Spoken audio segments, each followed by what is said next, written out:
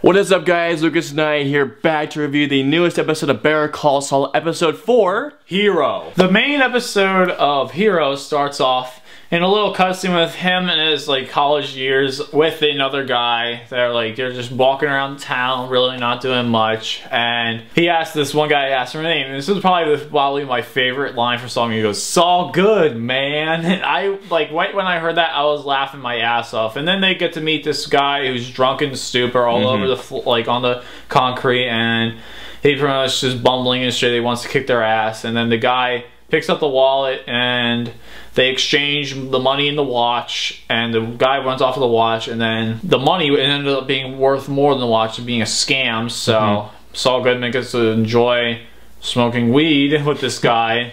Yeah. As it progresses into the episode. And then so afterwards, it cuts back into present day, where Saul, if you remember in episode 3, Nacho, Saul was in the desert trying to find the cattlemans, and he found the cattlemans along with their kids in a tent. They were camping to try and make it seem like they were being kidnapped. However, they kidnapped themselves as the... And by the way, guys, like in the last 3 videos, spoilers! Saul is trying to negotiate to try and get him back in there, or else you're going to jail, dudes. So then the Kelman's wife, I think Betsy, Yeah, Betsy. Yeah, Betsy Kelman tries to tell him, take the money right now and we'll call this even. Like a bribe. I do not take bribes. How about this?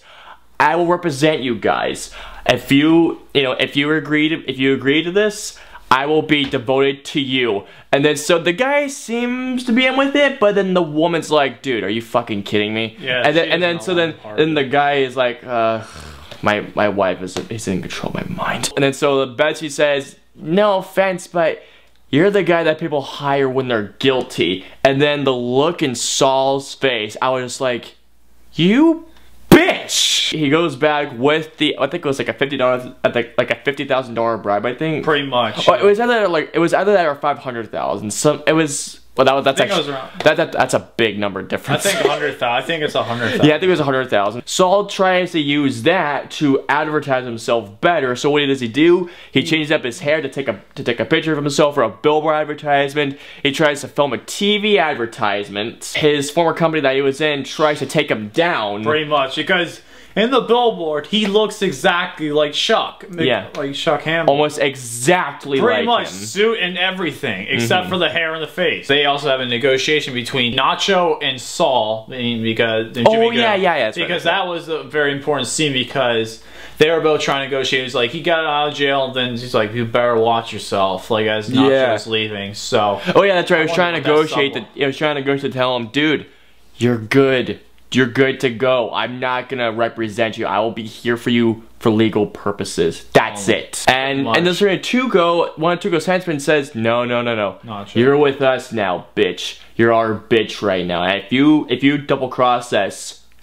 I love the scene where they're like the cucumbers on the eyes and like the massage. That was cool. Yeah, that was pretty cool. Yeah, she was trying to talk him out of fighting Chuck, but which he does anyway. The argument goes on to say, for one thing, the free use, but then the judge says, look, I get what you're trying to do, but you're clearly copying your opponent. So for the next 48 hours, I advise you to take that thing down. He's like, you know what? Fuck it, I'm just gonna film a TV advertisement anyways. So he tries to do it, but then the first conflict of that episode comes in when a construction worker falls down. It's the guy! It's the guy! Saul or Jimmy, either Jimmy McGill. Yeah, Jimmy McGill, but I'm gonna say Saul anyways. And he goes up, he saves the guy who was trying to take the billboard down. He is being marketed as a hero. Pretty much. And then he gets a ton of new business, and then he goes to his dad's house near the end. No, actually it's his brother's house. And his brother, sorry, my bad. It's okay, it's okay. He gets to go to his brother's house, and he gets to like tell him about the good news and everything. And then as he's leaving, Chuck begins to suspect, why didn't you get in a newspaper? And he's like, I don't know, I guess it didn't come in today. Even though he saw everyone else's, he decides to do the unimaginable and go outside with his giant silver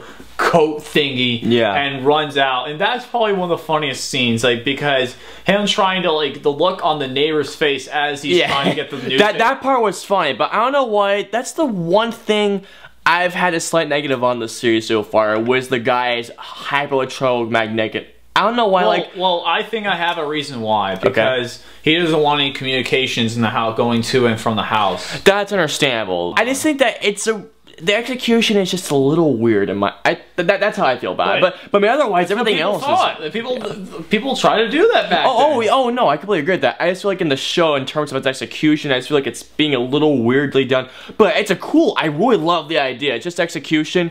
They could really improve it on a lot. That's all I'm saying.